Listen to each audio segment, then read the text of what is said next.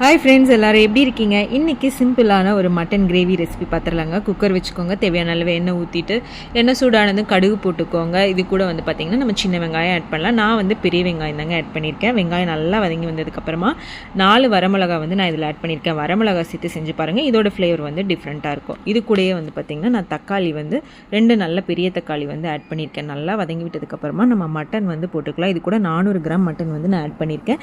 தேவையான அளவு மிளகாத்தூள், கொஞ்சம் கரம் மசாலா, மஞ்சத்தூள் நல்லா போட்டு நல்லா கறி பார்த்திங்கன்னா அந்த மசாலா கூடயே நல்லா ஒரு 5 to 10 மினிட்ஸ் நல்லா வதக்கி விட்டுட்டு அதுக்கப்புறமா பார்த்திங்கன்னா நம்ம தண்ணி ஊற்றி ஒரு 6லேருந்து 8 விசில் வரைக்கும் விட்டு எடுத்தோன்னா சூப்பரான மட்டன் கிரேவி ரெடியாக இருங்க.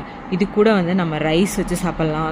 பூரி, சப்பாத்தி, இட்லி, தோசை எல்லாத்துக்குமே பார்த்திங்கன்னா சூப்பர் டேஸ்ட்டாக இருக்கும்.